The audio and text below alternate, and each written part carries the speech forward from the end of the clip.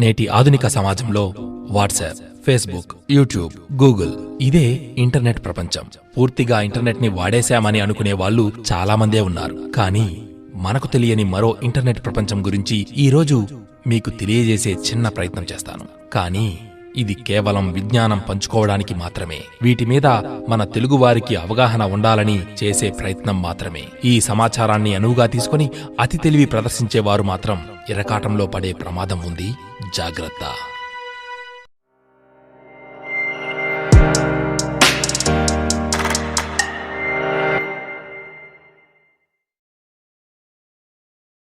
ఇంటర్నెట్ని 3 భాగాలుగా విభజించవచ్చు. ఇందులో మొదటిది సర్ఫేస్ వెబ్. దీన్ని ప్రపంచంలో ఉన్న ప్రతి వ్యక్తి నిర్భయంగా వాడవచ్చు. ఉదాహరణకు మనం వాడే ఫేస్బుక్, గూగుల్, ఇప్పుడు మీరు చూసే ఈ వీడియో కూడా సర్ఫేస్ వెబ్. గూగుల్లో దొరికే ప్రతి సమాచారాన్ని మనం సర్ఫేస్ వెబ్ ద్వారానే యాక్సెస్ చేయగలుగుతాం. అంటే ప్రపంచం మొత్తం వాడుతున్న ఇంటర్నెట్ కూడా సర్ఫేస్ వెబ్. ఆశ్చర్యం కలిగించే విషయం ఏమిటంటే ప్రపంచం మొత్తం ఇంటర్నెట్ 100% అయితే అందులో కేవలం 5% పరిజ్ఞానం కలిగిన ఇంటర్నెట్ ని మాత్రమే మనం వాడుతున్నాం. మరి మిగిలిన 95% ఎక్కడా అంటే దాన్నే డీప్ వెబ్ అంటారు.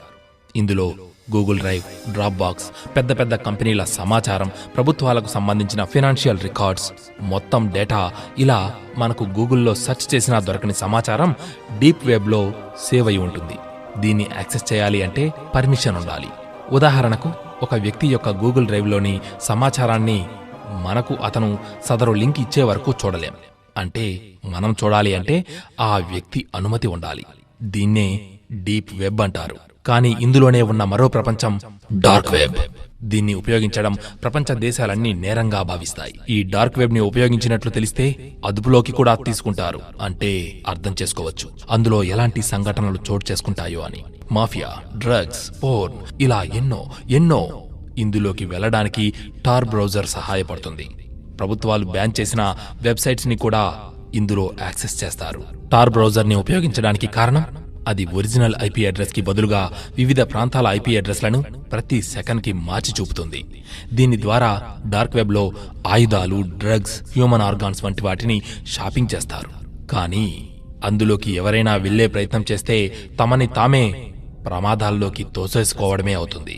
ఇలా డార్క్ వెబ్ కి సంబంధించిన సమాచారం ఆధారంగా ఒక అబ్బాయి డార్క్ వెబ్ కి ప్రభావితమయ్యి ఏం చేశాడో, ఆ తర్వాత ఎటువంటి పరిస్థితిని ఎదుర్కొన్నాడో ఇప్పుడు వినండి.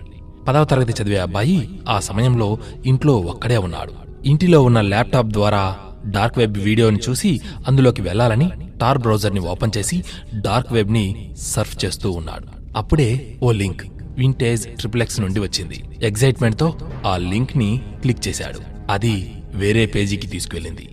తరువాత ఒక లైవ్ వీడియో ప్లే అయ్యింది. అందులో ఓ చీకటి గది, నల్లని మాస్క్ వేసుకుని ఒక వ్యక్తి కెమెరాకు దగ్గరగా వచ్చి ఏమైనా మాట్లాడు అన్నాడు. ఆ అబ్బాయి గుండె గుబేల్మంది. ఒక వీడియో మాత్రమే అనుకున్నాడు. కానీ అవతలి వ్యక్తి ఈ అబ్బాయిని కూడా చూడగలుగుతున్నాడు, శబ్దాన్ని కూడా వినగలుగుతున్నాడు.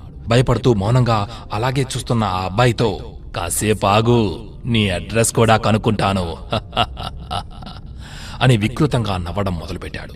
ఆ అబ్బాయి వాడుతున్న ల్యాప్టాప్ మొత్తం అవతలి వ్యక్తి ఆధీనంలోకి వెళ్లిపోయింది. పవర్ ఆఫ్ చేసినా అవడం లేదు. కంగారులో ఆ అబ్బాయి ఏం చేయాలో తోచక వెంటనే స్క్రూ డ్రైవర్ ని తీసుకుని ల్యాప్టాప్ పార్ట్స్ అన్ని విడదీసేసి అమ్మయ్యా బ్రతికిపోయా అనుకున్నాడు.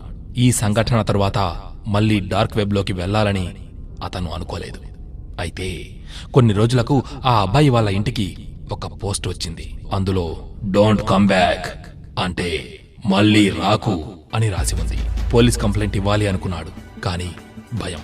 ఎందుకంటే ఆ అబ్బాయి టార్ బ్రౌజర్ ని ఉపయోగించాడు. నేను టార్ బ్రౌజర్ ని యూజ్ చేసి డార్క్ వెబ్ లోకి వెళ్ళినట్టు తెలిస్తే నాకే మళ్లీ శిక్ష అని ఎవరికీ చెప్పుకోలేక లోపలే భయపడిపోయి కొన్నాళ్లకు ఏమీ జరగకపోయేసరికి ఆ టెన్షన్ నుంచి బయటపడ్డాడు. అందుకే మిత్రమా, నిప్పు గూర్చి జ్ఞానాన్ని పెంచుకోవాలి, అంతేగాని ఆ నిప్పులోకే దూకకూడదు. ఏమంటావు? తస్మాత్ జాగ్రత్త.